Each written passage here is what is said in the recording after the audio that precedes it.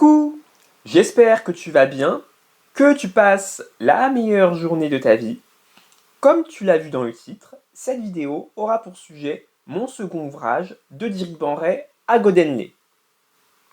Ce n'est pas par hasard si je la sors en ce mardi 18 novembre 2025, car c'est le jour où paraît officiellement mon livre. C'est donc ma seconde œuvre, consécutive de Mon monde rouge et blanc, qui est paru en 2024. Pour rappel, dans Mon monde rouge et blanc, la seconde partie est consacrée aux personnes qui empêchent l'épanouissement de Blaise, et la troisième, la politique de grands travaux qu'il souhaite leur imposer. Donc Blaise, c'est le personnage dont il est question tout le long de Mon monde rouge et blanc. Donc, de Diribanray à Godenlé, ce sera une pièce de théâtre qui approfondira la troisième partie de Mon monde rouge et blanc, qui développera notamment ce chantier flottant pharaonique pour l'aventure idéale que souhaite vivre Blaise. Le titre.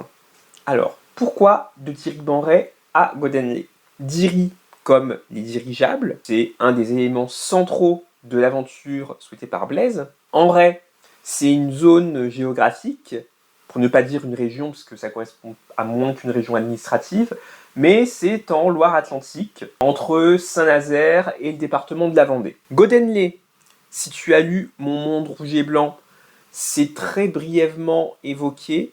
Il s'agissait d'une ville imaginaire que Blaise avait dessinée. Et pourquoi il l'a nommée ainsi? God comme Godot, le personnage En attendant Godot de Samuel Beckett, et Henley, qui est une partie du nom d'un petit cousin de Blaise.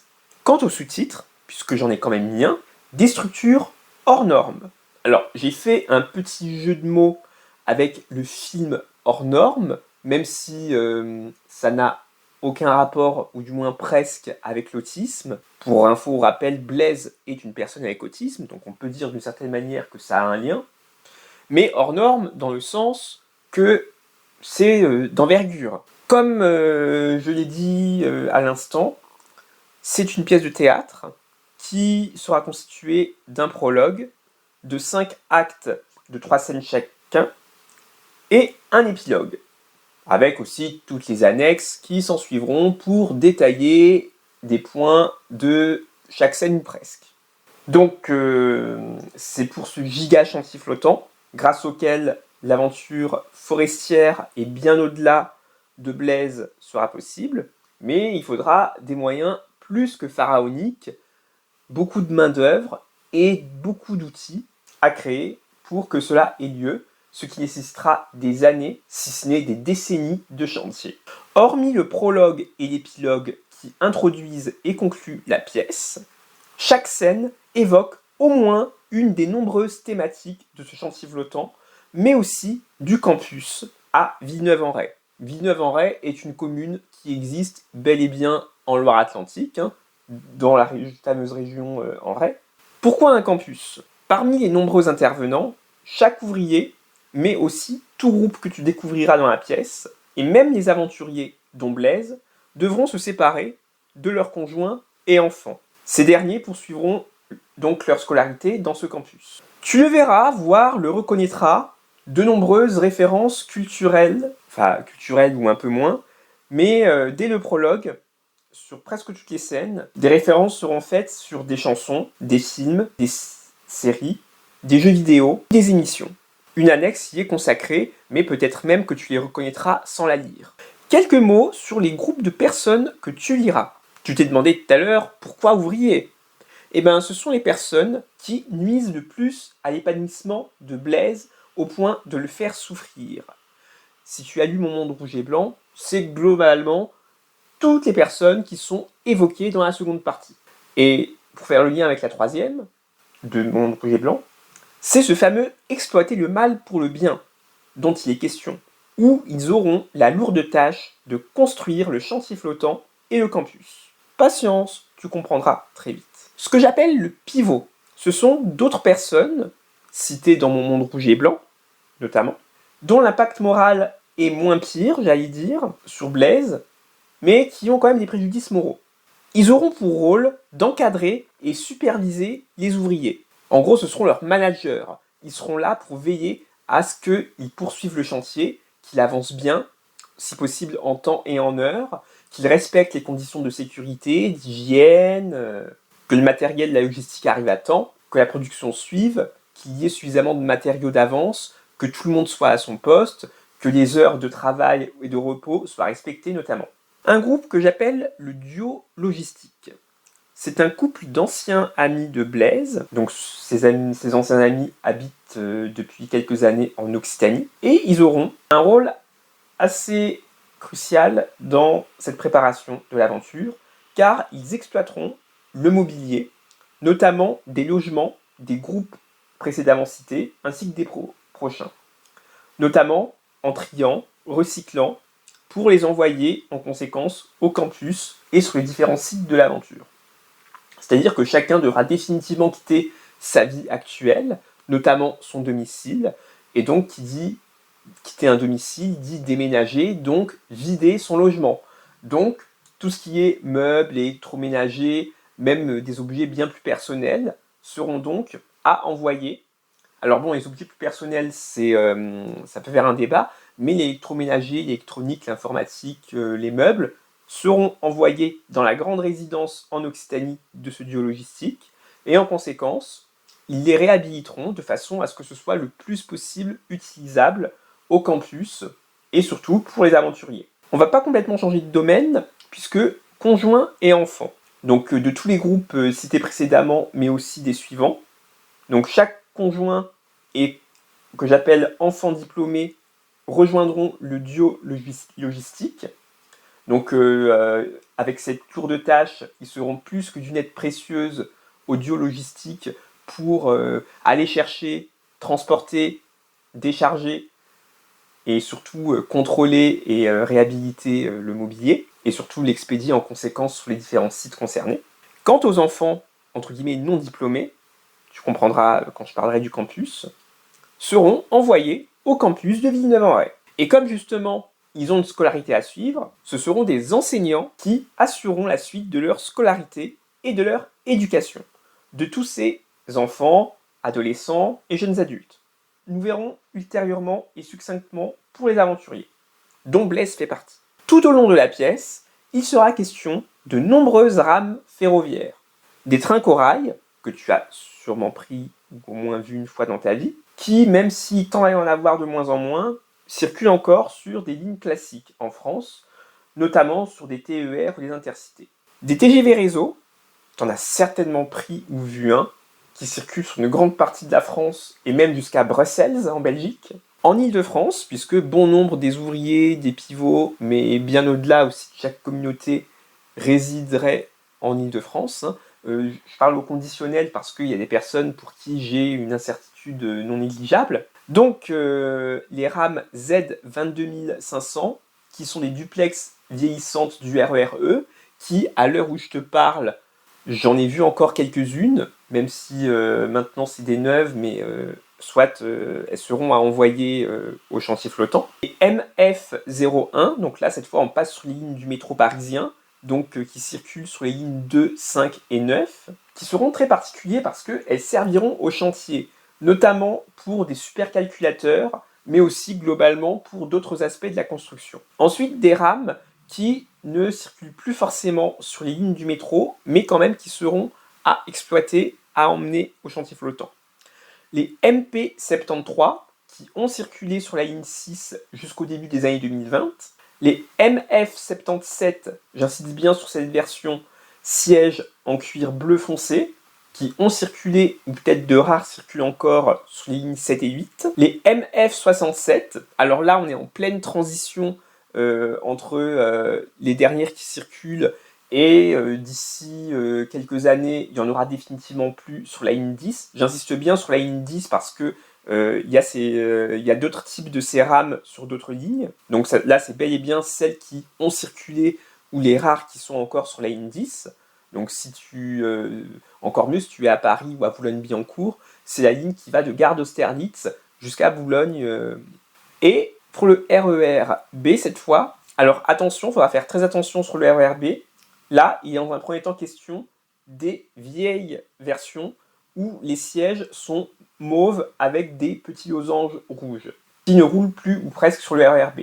Et là, j'insiste bien sur cette version-là, parce que tu découvriras tout à l'heure qu'il y aura une autre version, bien plus tard, du RER B, qu'il faudra s'occuper. Avec toutes ces rames ferroviaires, et je te disais qu'avec des dirigeables aussi, qui seront très centraux dans l'aventure, il y aura des DGV, dirigeables à grande vitesse, à construire. Blaise a imaginé, et à ma connaissance c'est le seul à y avoir pensé, ce nouveau moyen de transport, qui sera un mélange, donc évidemment de dirigeable, du Pendolino polonais, qui est le train rapide qui circule en Pologne, et qui est un des trains préférés de Blaise. Mais aussi de l'ex-TVR, qui était un tram sur pneus, qui a roulé à Caen et à Nancy, dans les années 2010 notamment. Mais il sera question de la version de Caen. Et je te parlais tout à l'heure justement des deux versions du RER B, et là, cette fois, pour les Mi Octante 4, mais ça sera vraiment après, ultérieurement, pour le matériel et les aventuriers, les versions où les sièges sont bleus et jaune fluo. Blaise, il tient vraiment, il les adore, c'est plus qu'un coup de foudre entre lui et ses sièges. Alors, encore un lien entre les dirigeables et le transport ferroviaire. Lorsque les dirigeables seront construits et transporteront leurs premiers passagers, c'est-à-dire des cobayes et des animaux, ils seront encadrés et protégés par des MF67 qui circulent actuellement sur la ligne 3 du métro parisien, ainsi que les anciennes MP59 qui, jusqu'en début des années 2020, circulaient sur la ligne 11 du métro parisien. Les cobayes seront, d'une certaine manière, les premiers aventuriers. Enfin, en gros, c'est un compromis entre la partie chantier et la partie aventurier. Il y en aura de toutes sortes et il y en aura besoin d'un nombre non négligeable. Ce seront notamment des résidents d'EHPAD, des personnes dépendantes ou en institution notamment, sur toute la France continentale, ainsi que une liste de personnes que Blaise a désignées. Ils feront ces tests en conditions réelles sur des millions de kilomètres, avec des animaux abandonnés. Ce sera une véritable expérience scientifique. Chapitre Campus. Donc le corps enseignant d'abord, donc ce sont des professeurs que Blaise a pu avoir dans sa scolarité, ou des personnes qu'il connaît, ou qu'il a tout simplement repérées en visionnant des vidéos. Il a même pensé au paramédical médical et à la restauration scolaire, c'est-à-dire médecin scolaire, psychologue, logopède, c'est-à-dire orthophoniste, mais aussi de personnes de la restauration, c'est-à-dire serveurs de restaurant. Ce campus sera entièrement, ou presque, réalisé en RAM AM96, des automotrices belges, avec le bâtiment principal qui respectera le mieux possible le lycée dans lequel Blaise était scolarisé, un centre médico-social avec justement médecins, logopèdes, etc. Un gymnase pour le sport, le PS que tu as sûrement fait au collège et au lycée, avec un centre aquatique aussi, ou avec un bassin olympique notamment, un centre culturel, puisqu'ils auront notamment du théâtre, de l'improvisation et de la musique dans leur programme. Un séquenceur d'ADN, alors je ne vais pas le détailler là dans ma présentation, mais tu liras dans la pièce qu'il aura un très grand rôle pour l'aventure de Blaise. Des salles donc, de technologie, donc si tu te souviens au collège, la technologie c'était une partie informatique et une partie électronique, mécanique, où tu apprenais à souder, à percer, à scier, à poncer. Des laboratoires de sciences, donc pour les TP de physique, chimie et de SVT. Un pensionnat, puisque tout le monde y séjournera, y compris les week-ends, les jours fériés, les vacances. Le technicentre, qui est un lieu de stockage et de maintenance des trains. Et un mot-valise de Blaise, le Diriport, qui est un aéroport pour ULM et dirigeables. Et pourquoi j'ai dit en AM96 ou presque? Parce que le corps enseignant logera dans des tiny house. Les élèves du campus seront soumis à un rythme comparable aux classes prépa et à sport-études. Ils suivront assez globalement le programme de l'éducation nationale. Sauf, voici les dérogations, les langues. Nous avons coutume de faire globalement anglais, espagnol, allemand, italien ou russe, mais après, selon les collèges-lycées, il peut y en avoir d'autres. Mais là, ils n'auront pas le choix, ce sera coréen et persan dès le collège. Donc c'est-à-dire qu'au lieu d'avoir 2 ou 3 heures d'anglais et espagnol, ils auront 2 ou 3 heures de coréen et autant en persan. Plus, à partir de la 4e, un enseignement linguistique, c'est-à-dire pour chaque langue, ils auront 1 heure, soit d'histoire géo, soit de maths, soit de physique chimie, soit d'SVT. Donc les enseignants, j'ai globalement dit qui ils sont, et la particularité, c'est que la majorité seront, j'allais dire, bruts, c'est-à-dire tels qu'ils sont, et une petite minorité qui seront Sims, comme dans le jeu de Maxis, mais qui pourront être personnalisés tout en étant le plus fidèle possible à ceux qui sont, ou même certains fusionnés, enfin 2 profs existants fusionnés en un seul, mais qui font la même matière. La technologie, justement, qui aura un grand rôle. Elle se fera du CE2 à la 3e, donc c'est-à-dire qu'elle commencera 3 ans avant le collège, mais rassure-toi, ils feront des tâches assez simples, comme assembler du bois notamment en CE2, et en BUT dans l'enseignement supérieur. Il n'y en aura pas au lycée. Ils appliqueront donc tout ce qu'ils apprennent en soudure, en perçage, en ponçage, pour fabriquer les éléments du chantier flottant et tout ce qui servira aux aventuriers. En techno, ils feront aussi de l'informatique, et notamment de la programmation des bases de données. Ils feront, très important, de l'OSINT, donc une technique utilisée notamment par les services secrets pour chercher un max d'infos sur des personnes. Et le but, c'est de trouver chaque aventurier, dont Blaise, à partir des informations dont il dispose. Il a établi un code couleur. Rouge quand il n'a absolument accès à aucune information. Orange qui sont la plupart, et c'est là qu'ils ont la grande responsabilité, les élèves, Blaise a des informations, mais il ne sait pas si elles sont vraies ou à jour. Et verte quand Blaise peut les certifier. Et le but, c'est que tout devienne vert. Le week-end, les collégiens auront 2 heures de technologie en plus de ce qui est prévu dans la semaine, pour bien entendu faire avancer le chantier, ainsi que du soutien dans les matières pour le brevet. Donc c'est-à-dire français, histoire géo, maths, au moins une langue, et puis enseignement scientifique. Et au lycée, ils auront diverses matières. Et pour rappel, c'est le seul cycle de secondaire et de supérieur où ils n'ont pas de techno. Conseil de classe. Comme lorsque Blaise était au lycée, tout le monde y participe. Il y a 1 heure de ce qui s'appelait le pré-conseil, c'est-à-dire où tout le corps enseignant se réunit et fait en gros les conseils de classe qu'il y a dans tous les collèges et lycées. Et puis après, chaque élève passe un par un pendant 5 minutes. Tout à l'heure, je te parlais de BUT. C'est un bachelor universitaire de technologie qui, depuis 2019, remplace le DUT, diplôme universitaire de technologie, dans les IUT, Institut universitaire de technologie. C'est-à-dire que le DUT se faisait sur 2 ans, et tu étais obligé de faire une licence pro si tu voulais poursuivre tes études.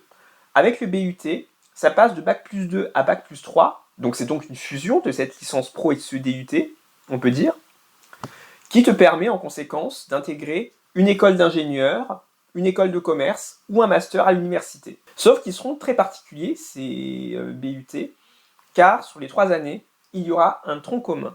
Mais pour une assez bonne cause, car ce sont des matières générales, ce tronc commun, mais aussi qui peuvent être de vie pratique, voire d'activités culturelles et sportives. Et pourquoi ce tronc commun? Tout simplement, alors déjà pour qu'il y ait une cohésion de groupe entre les étudiants, mais peut-être même le corps enseignant, et surtout que les élèves ne soient pas obligés de recommencer un semestre, voire une année entière, s'ils changent de filière. Imagine par exemple, tu entames des études de biologie, mais que après tu veux finalement faire de l'histoire. Par chance, ces 2 matières, elles sont en tronc commun. Donc, quand tu passeras de la biologie à l'histoire, tu n'auras à rattraper que l'enseignement de spécialité en histoire, puisque tu auras déjà fait le tronc commun pendant que tu étais en biologie. Quelques mots sur le service civique. Notamment dans le secondaire et le supérieur, tous les élèves auront 1 mois par an de service civique. Il sera globalement basé sur la JAPD, Journée d'appel à la préparation à la défense. Si tu es au moins de la génération milléniale ou que tu en connais, tu sais ce que c'est, tu l'as sûrement vécu. Et il y aura aussi des gestes de premier secours, des tests de niveau, une visite médicale, même médico-psychologique, de l'improvisation théâtrale, mais aussi c'est à ce moment-là qu'ils feront leurs heures de conduite, passeront leur permis de conduire, mais également sur le ferroviaire, l'aérien et les voiliers. Les élèves auront donc aussi pour tâche de conduire les trains, dont les MI Octante 4 et les TGV Réseau dont je te parlais tout à l'heure, qui transporteront notamment le matériel et les aventuriers lorsque ce sera le moment d'aller les chercher. Les évaluations, elles seront toutes inopinées à partir de la primaire. En maternelle, c'est que sur les compétences. Le CP est une année de transition où il y a une évaluation prévue par mois et toutes les autres, hop, c'est surprise. Et à partir du CE1, c'est que des interro-surprises. Et même les cahiers, papier comme numérique, peuvent être à tout moment relevés, et même à 2h du matin ou le jour de Noël. Et même les partiels dans l'enseignement supérieur, les élèves ne le seront qu'au moment d'entrer dans l'amphithéâtre ou dans la salle de travaux dirigés. Je ne détaille pas davantage puisque c'est largement développé dans la pièce. Quelques mots sur l'improvisation, où avec le théâtre, les élèves en auront dès la 6e. J'appelle ça l'art oratoire, notamment pour le corps enseignant qui le fera. Quant au body balance, il arrivera en seconde dans un enseignement que j'appelle bien-être. Ils auront également des cours d'éducation financière et un qui aurait bien servi à Blaise, celui d'éducation relationnelle et intime. Ces deux cours dès la 6e, tout comme celui d'initiation au droit, et au lycée, ils auront de l'initiation à l'architecture. La philo, elle sera répartie sur les 3 années de lycée, c'est-à-dire qu'ils auront le programme du bac de terminale, mais ils le commenceront en seconde. L'EMC, éducation morale et civique, il y en aura au moins tous les mois. Et lorsque le chantier flottant aura suffisamment avancé, le campus y déménagera. Plus rien de celui-ci ne devra rester à Villeneuve. Le service civique continuera sur le nouveau site pour les activités qu'il est possible d'y faire. Pour la conduite, le pilotage, ce sera, dans d'autres pays, une des plus grandes tâches étant de cloner les structures et moyens de transport que Blaise souhaite exporter à destination.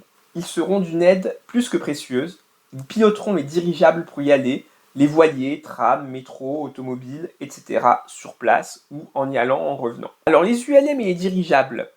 Donc il y aura des ULM dans presque tous les dirigeables. Chaque dirigeable pour les aventuriers, où ils vivront, étudieront, feront des activités culturelles et sportives. Les ULM stationneront dans les soutes, compartiments des dirigeables. Ils serviront pour des exercices d'évacuation et surtout si elles sont nécessaires. Décompression, fuite, incendie. Quelques mots sur les aventuriers. Donc les cobayes, on en a dit quelques mots tout à l'heure. Une communauté qui s'appelle Ouda, qui seront des personnes que Blaise incarnera en ours et ou en panda. À propos d'animaux justement, des mammouths, des ours, des pandas qui accueilleront, encadreront les aventuriers et feront même de la logistique, donneront quelques coups de main sur les chantiers et chaque site, et différentes communautés d'aventuriers dont Blaise fait partie. Je te donne juste les noms comme ça: Machialise, groupe initiateur, intervenant intermédiaire et convive. Tu comprendras dans le détail en lisant la pièce. Un des principaux sites de l'aventure est une maison en bois, en pleine forêt. Les aventuriers y séjourneront, probablement des années, en attendant que tous les dirigeables soient aptes à voler à 106%. Donc tu comprendras ce jeu de mots que je fais, 106%, en totale sécurité et sans nuire à leur santé.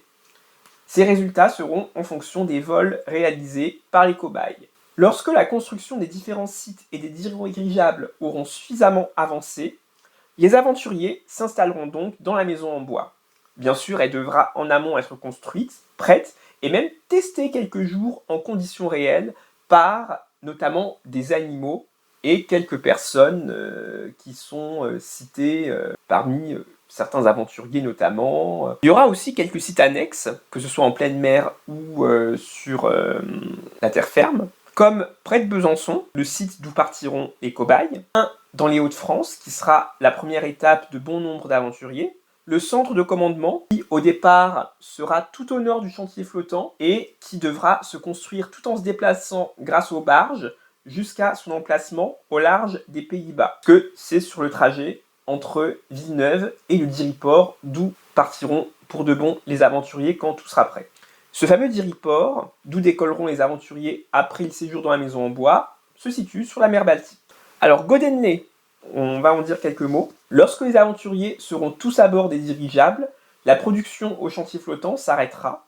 Tout ULM, dirigeables, matériel, matériaux, etc. sera donc envoyé aux aventuriers, tout comme les animaux, mammouths, ours, pandas notamment, mais il y aura aussi des écureuils qui seront leurs animaux de compagnie. Le chantier flottant deviendra donc une gigantesque ville flottante, en l'occurrence Godenlé, où résideront ouvriers, pivots, élèves et personnels du campus, habitants de France continentale. La France continentale sera donc, en conséquence, un pays d'urbex, donc exploration de lieux abandonnés, à 4 exceptions près.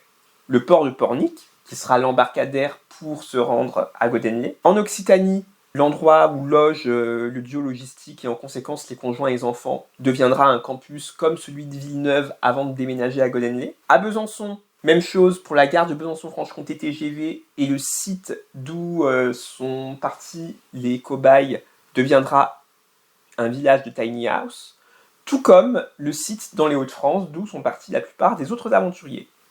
Afin de favoriser le réemploi et de limiter les coûts de production, l'objectif sera aussi de convaincre le plus grand nombre de personnes de l'humanité, dont certainement toi, de donner tout matériau, mobilier ou objet permettant de réaliser l'aventure, comme le bois, des outillages, de l'eau, des boissons, de la nourriture, des vêtements, du matériel scolaire, scientifique, médical, pour les activités culturelles et sportives. Voilà, j'espère que cette vidéo n'a pas été trop longue pour toi. Il y a beaucoup à dire, hein, évidemment, mais tu le liras dans le détail dans ma pièce de théâtre.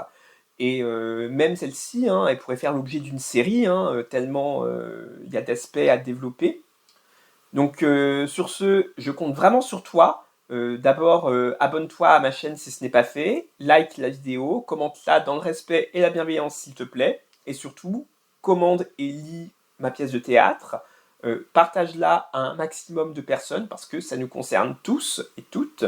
Et puis, j'espère que tu passes une agréable journée, que tu sois dans une bibliothèque, profite de ce lieu et même après quand tu en seras sorti.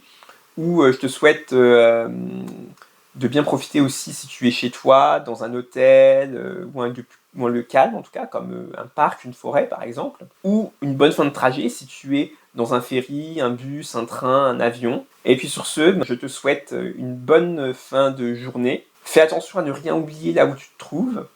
Et puis sur ce, prends bien soin de toi, passe la meilleure journée, la meilleure soirée de ta vie. Et on se retrouve très bientôt pour une nouvelle